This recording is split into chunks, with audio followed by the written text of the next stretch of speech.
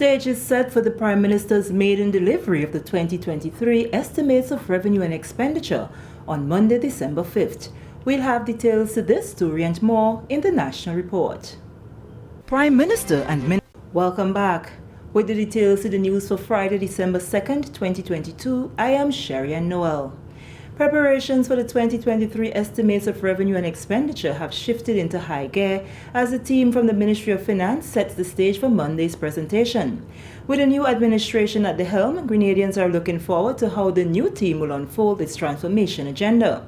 As a consequence, government sought recommendations from the various stakeholder organizations, community leaders through town hall engagements in deciding on the key priorities, programs and actions going forward. Monday's budget presentation is guided by 5 strategic pillars: citizen empowerment, economic transformation, building resilience and environmental management, governance and institutional rebuilding, and strengthening regional and international cooperation. Prime Minister and Minister for Finance, Honorable Deacon Mitchell's presentation will be centered on the theme Vision 2035, People-Centered Transformation, laying the foundation for resilience, empowerment and growth. The budget presentation will be broadcast live on GIS Channel 22 and streamed on the GIS Facebook page and YouTube channel from 9:30 a.m. Moving along, the Government of Grenada is working towards presenting to Parliament a revamped labour code for the Tri-Island state within the next 6 months. This announcement was made on Friday by Labour Minister and Attorney General Senator the Honourable Claudette Joseph during a meeting of the Labour Advisory Board. Senator Joseph says work has already begun under the previous board to revamp the labour code, but nothing materialized. She made it clear to the new board that this will not be business as usual, noting that the work must be done to meet government's transformational agenda as it relates to labour matters. We intend to ensure that in very short order, as a matter of fact, that within the next 6 months, we go to the Parliament of Grenada with a revamped labour code. And the bulk of the guidance for achieving that objective will come from this board. By the statute, the Employment Act, your mandate is to work with government and give advice on policy relating to labor, on necessary changes that are required to the labor code, and generally on matters that will help and enhance the conditions of work for workers in Grenada. There are a few areas under the labour code that government wants to address specifically. These include enhancing occupational health and safety in the workplace, improving the treatment of domestic workers, addressing the matter of sexual harassment in the workplace, and how essential service workers are treated. Some members of the board were concerned about the timeline to achieve this task, but according to Senator Joseph, it is achievable. This is a very tall order, 6 months.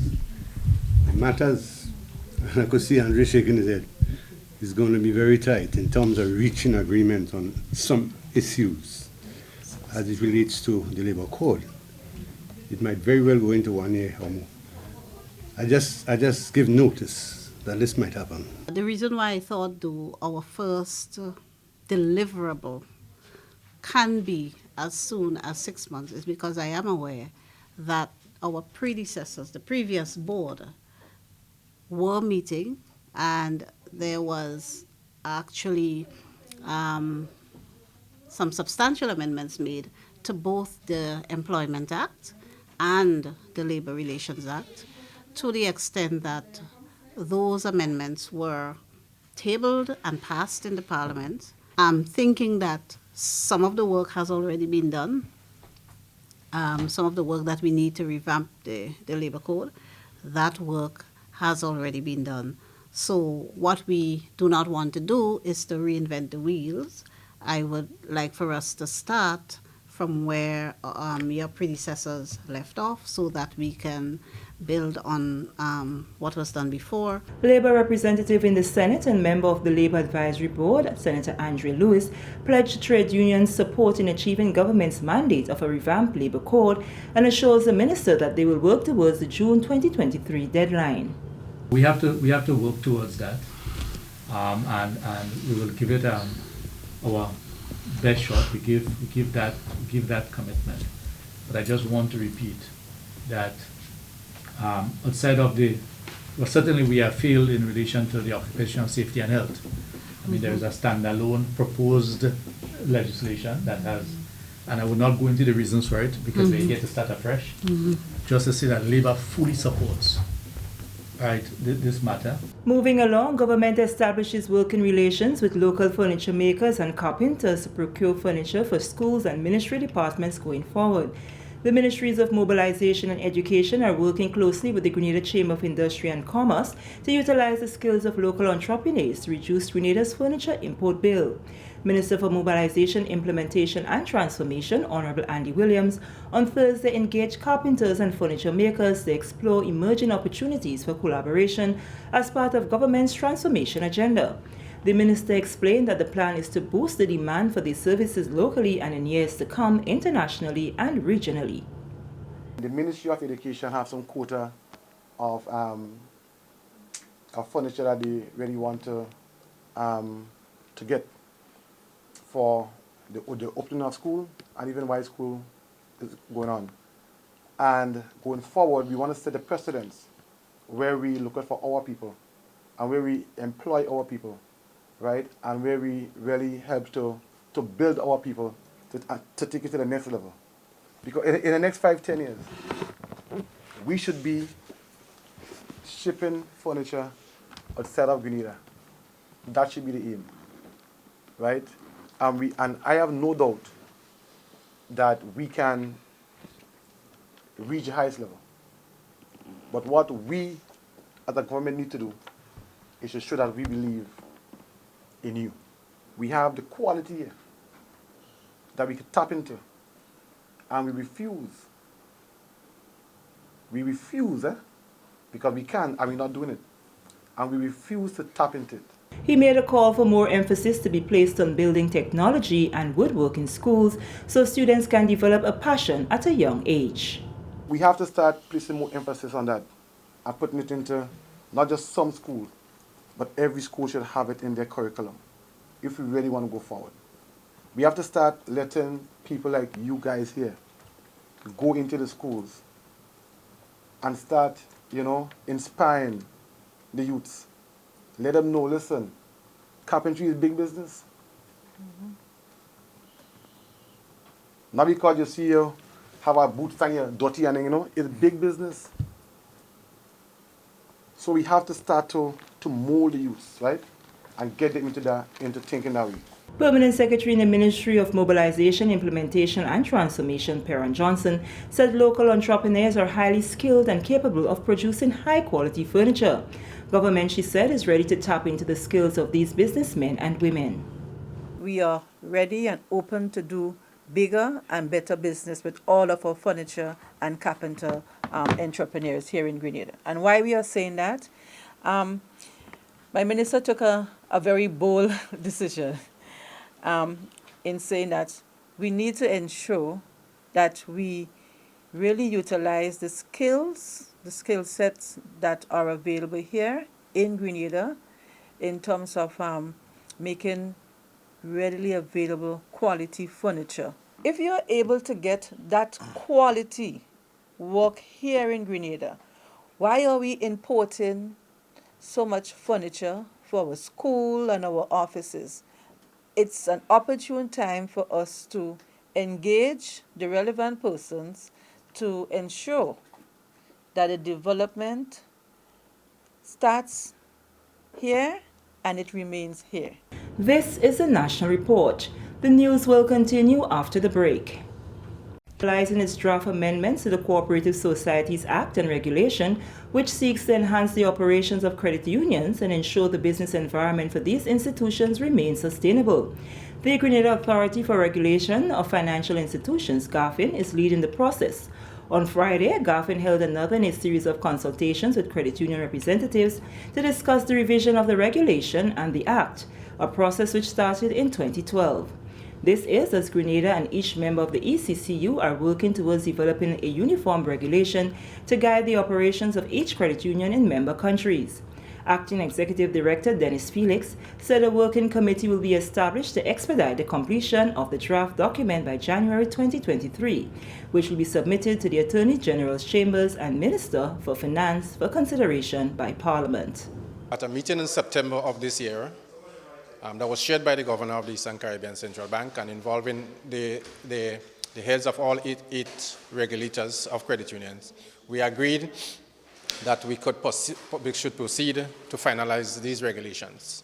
So we engaged a consultant, and we're here today to finalize discussions with regard to the regulations, any outstanding issues to the regulations, and at the same time, we're also doing consultation with regards to revision of the Act as well. At the end of today, we intend to set up a working committee involving representation from the League, from the Registrar of Cooperatives, and from vgh'n, together with also representation from the credit union. So they would nominate about 3 persons to work with us between now and the middle of January 2023, when we will finalize all the outcomes from today's consultation. Mr. Felix said vgh'n is optimistic that the process of amending the regulation and act will bring significant benefits to the economy and individual credit unions. The key issues that we are discussing now relate to consideration of adequacy of capital for credit unions. It also speaks to increase criteria for good governance and for fit and proper directors. So really and truly, we're seeking to enhance regulation of credit unions without being onerous on the credit unions, without making life more difficult for them. So we're trying to do two things. We know we need to continue to create an enabling environment for credit unions to continue to do their business, to grow and to develop. But at the same time, we have to ensure that regulation and supervision are increased to the level where it can match what is happening in the sector. And finally in the news, Grenada's rugby team participates for the first time in an international rugby tournament, which is being hosted at the National Cricket Stadium December 2nd and 3rd. Over 20 of the world's best male and female rugby teams, including international clubs from Canada, the USA, England and Wales, regional teams from Barbados, Trinidad and Tobago and Grenada will compete for a total prize pool of US $15,000. The tournament was organized by the Grenada Rugby World 7 in partnership with the Grenada Tourism Authority as part of the move by tourism officials and government to push the sports tourism agenda. Sports Minister Honorable Ron Redhead on Friday declared the tournament open and encouraged the various teams to exercise good sportsmanship. Minister Redhead says government looks forward to building rugby into a local sporting discipline in schools and at the community level, and also invest in the development of facilities to promote sports tourism. Grenada takes another forward step in the area of sports. We are hosting for the first time an international rugby tournament at our national stadium, demonstrating in real terms a start not just for the organizers of the event, but for the young, energetic and enthusiastic athletes that will emerge as time passes onto the advantage line. The introduction of this world-renowned sporting discipline is only possible with the great assistance of the Grenada Tourism Authority and the Ministry of Education, Youth, Sports and Culture, and by extension, the Government of Grenada, express gratitude to all who made this day a reality. The economic benefits that can derive from this tournament, such as the Grenada World Rugby Sevens, are essential in building greater collaboration between sports and tourism. We pledge to continue the relationship as we seek to develop Grenada as an authentic sports tourism destination. Chairman of the Grenada Tourism Authority, Randall Dolan, says the aim is to generate as much interest in the new sport locally and educate the populace on the opportunities and benefits that can be derived from it. And what you do here today is going to start or begin the trend for rugby in Grenada for the youth to follow. So we're making history right now. And I look forward to a successful tournament, wishing you all the best. This is one of many tournaments that we want to establish here and sporting initiatives. We had this open water swimming tournament. We had football coming in 2023. We had cricket also this year, and now we're doing rugby. So the whole idea is that we want to continue to bring more foreigners, more visitors to Grenada, expose our beautiful tri-island state to the rest of the world, and while doing so, have a great sport as rugby. The thing is, with our large youth population, we now have introduced a new sport that they could actually help, that could help propel them, develop them, take them overseas on scholarships, and to see the world. And that story brings us to the end of the National Report for today, Friday, December 2nd, 2022. Now for a recap of the top story. Stage is set for the Prime Minister's maiden delivery of the 2023 estimates of revenue and expenditure on Monday, December 5th. On behalf of the entire news and production team, I am Sherry Ann Noel, thanking you for viewing.